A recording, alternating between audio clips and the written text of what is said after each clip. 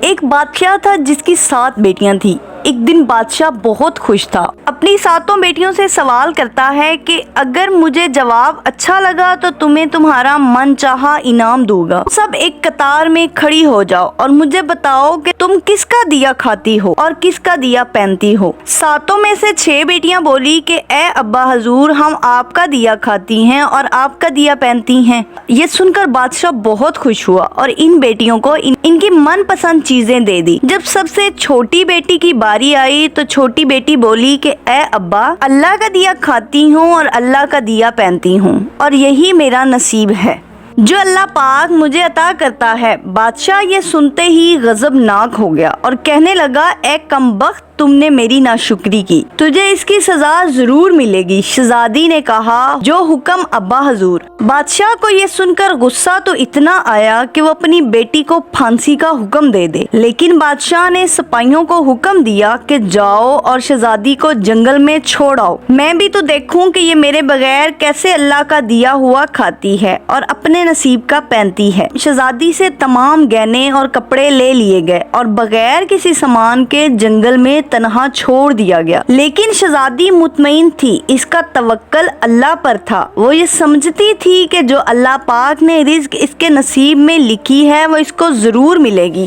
بادشاہ کے حکم کے مطابق سپاہی شہزادی کو جنگل میں تنہا چھوڑ کر واپس چلے گئے۔ شہزادی نے اپنے چاروں طرف دیکھا تو درخت ہی درخت تھے اور شام ہونے کو تھی۔ شہزادی نے سوچا کہ کیوں نہ کچھ لکڑیاں جمع کر کے آگ جلائی جائے اور اس طرح جنگلی جانور بھی اس کے پاس نہیں آئیں گے اور رات سکون سے گزر جائے گی۔ شہزادی نے لکڑیاں جمع کرنا شروع کر دی۔ شہزادی لکڑیاں ڈھونڈتے ڈھونڈتے کافی آگے چلی گئی۔ اس نے جنگل میں دیکھا کہ ایک جھونپڑی تھی اور اس جھونپڑی کے باہر ایک بکری بندھی ہوئی تھی اور اندر سے کسی کے کھانسنے کی آواز آ رہی تھی۔ شہزادی دیکھ کر حیران ہوئی کہ اتنے ویرانے جگہ پر یہ جھونپڑی کہاں سے آ گئی۔ اس کے بعد شہزادی اس جھونپڑی کے اندر گئی تو دیکھتی ہے کہ ایک بزرگ بیمار چارپائی پہ لیٹا ہوا ہے اور کھانسی کر رہا ہے، پانی پانی پکار رہا ہے۔ شہزادی جھونپڑی کو چاروں طرف سے دیکھتی ہے تو ایک جگہ پہ پانی کا مٹکا پڑا ہوا ہوتا ہے۔ شہزادی مٹکے سے پانی لے کر اس بزرگ کو پلا دیتی ہے اور گھر کی صفائی بھی کر دیتی ہے۔ اتنے میں ہی اس بزرگ نے شہزادی سے پوچھا کہ بیٹی، تم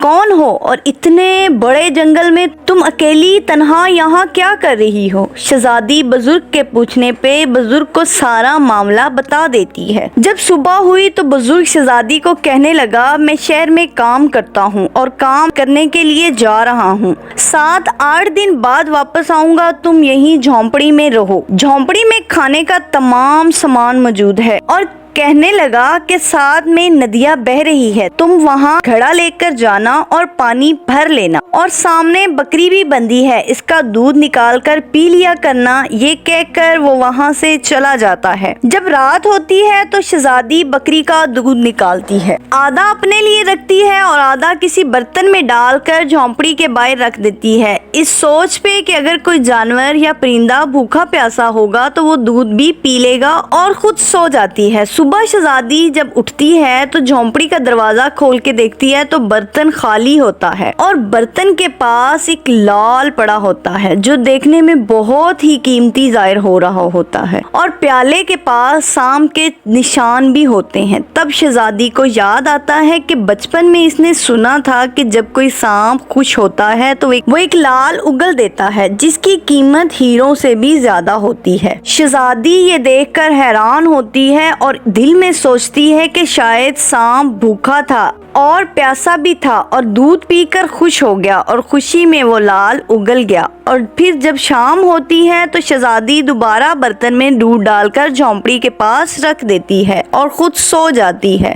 جب صبح ہوتی ہے تو دیکھتی ہے کہ برتن خالی پڑا ہوتا ہے اور برتن کے پاس ایک لال پڑا ہوتا ہے۔ شہزادی ان 2 لالوں کو سنبھال کے رکھ لیتی ہے اور اس طرح 7 دن گزر جاتے ہیں۔ 7 دن ہی شہزادی باہر دودھ رکھتی ہے اور 7 دن ہی سانپ لال اگر کے چلا جاتا ہے۔ 7 دن بعد جب بوڑھا ضعیف واپس کام سے آتا ہے تو شہزادی اس بوڑھے ضعیف کو پورا واقعہ بتاتی ہے اور ساتھ میں اس کو 3 لال بھی دیتی ہے۔ اس بوڑھے ضعیف سے کہتی ہے کہ اب آپ شہر جائیں اور تینوں لالوں کو بیچ دیں اور آتے وقت ساتھ ہی مزدور لے آئیں اور محل بنانے کا سامان بھی لے کر آئیں، اور باقی کے 4 لال شہزادی اپنے گلے میں مالا بنا کے پہن لیتی ہے۔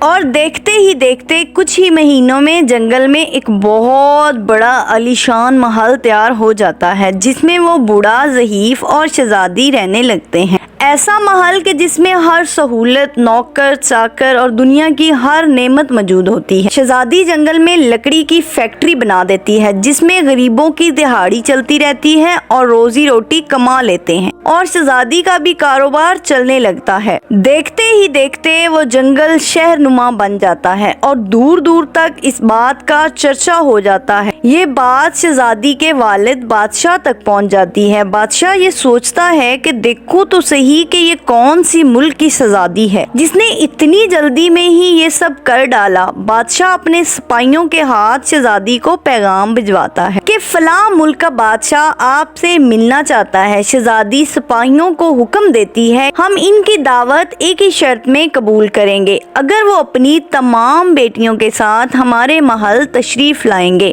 تو سپاہی وہ پیغام جا کر بادشاہ کو دے دیتے ہیں اور بادشاہ وہ پیغام قبول کر لیتا ہے۔ ایک دن بادشاہ اپنی تمام بیٹیوں کو لے کر اس محل میں آ جاتا ہے۔ شہزادی نقاب کر کے اپنے والد بادشاہ اور اپنی بہنوں سے ملتی ہے۔ شہزادی 7 رنگ کے کھانے پیش کرتی ہے اور ہر کھانے کے ساتھ اسی رنگ کا جوڑا اور زیورات پہن کر آتی ہے۔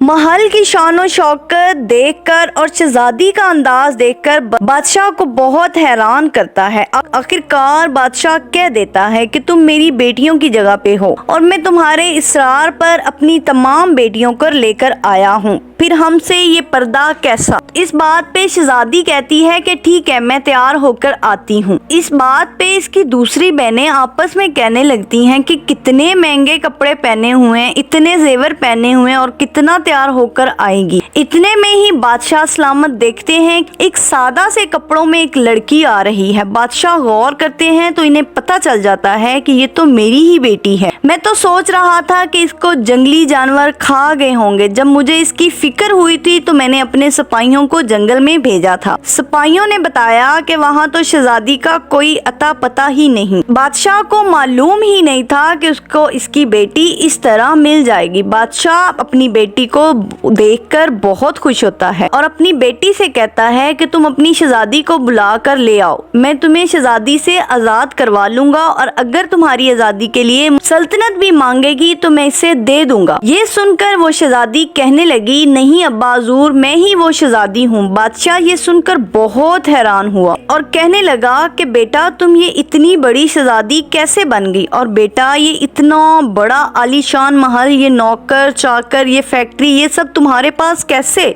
تو بیٹی بولی کہ بابا جان آپ بھول گئے کیا؟ بادشاہ کہنے لگا وہ کیا؟ بیٹی بولی میں نے آپ سے یہ کہا نہیں تھا کہ میں اللہ کا دیا ہوا کھاتی ہوں اور اپنی ہی قسمت کا پہنتی ہوں؟ تو دیکھیں میں اللہ کا دیا ہوا ہی کھا رہی ہوں اور اپنی قسمت کا ہی پہن رہی ہوں۔ یہ سب مجھے میرے اللہ پاک نے عطا کیا ہے، اور دیکھیں بابا جان اللہ پاک نے مجھے کہاں سے کہاں پہنچا دیا ہے۔ میں آج آپ سے بھی زیادہ امیر ہو گئی ہوں۔ اس کے بعد شہزادی نے اپنا سارا احوال بتایا اور بتاتی ہے کہ وہ اس مقام تک کس طرح پہنچی، اور اپنے گلے میں پہنی مالا دکھاتی ہے جس میں 4 لال لگے ہوئے تھے۔ یہ بات سن کر باقی تمام شہزادیاں دل میں سوچنے لگتی ہیں، اے کاش ہم نے بھی یہی کہا ہوتا کہ ہم اللہ کا دیا کھاتے ہیں اور اپنی قسمت کا پہنتی ہیں۔ تو ہمیشہ اللہ تعالیٰ جس حال میں بھی رکھے خوش رہنا چاہیے۔ جو انسان اللہ پہ توکل کرتا ہے اللہ پاک اس سے تنہا نہیں چھوڑتا۔ آپ ہمیں اس ویڈیو کے کمنٹ باکس میں بتائیں کہ یہ کہانی آپ اپنے بچپن میں اپنی دادی، اپنی نانی یا کسی بزرگ سے سنی تھی